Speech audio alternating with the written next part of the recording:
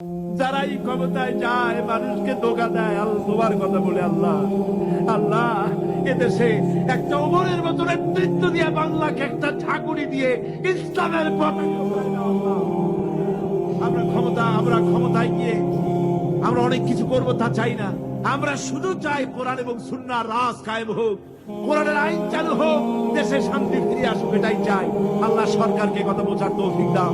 আয় আল্লাহ, আওয়ামী লীগ, বিএনপি, অন্যান্য যত পার্টি আছে সমস্ত দলের জন্য আমরা দোয়া করি। আল্লাহ, বাংলাদেশে যত দল আছে সকলকে ইসলামী আন্দোলন করার তৌফিক দাও আল্লাহ।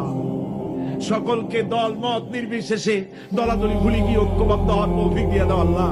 বাংলাদেশ পৃথিবীর শ্রেষ্ঠ ইসলামী দেশে পরিণত করে দাও আল্লাহ। রব্বুল আলামিন দোয়া মঞ্জুর করো আল্লাহ, দোয়া বিরাই দিও না আল্লাহ।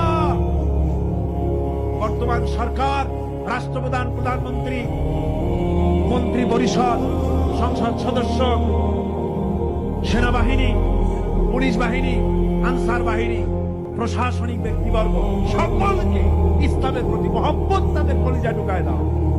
বাংলাদেশে যত সাংবাদিক আছে সমস্ত সাংবাদিকদেরকে বোঝার তৌফিক দাও, ইসলাম ছাড়া উপায় নাই, একথা বোঝার তৌফিক দাও। আমরা সকলের জন্য দোয়া করি, ছাত্র, শিক্ষক, মেহনতি জনতা, রাজনৈতিক দল সবার জন্য দোয়া করি। আল্লাহ সকলকে ইসলামে আসার তৌফিক দান করে দাও।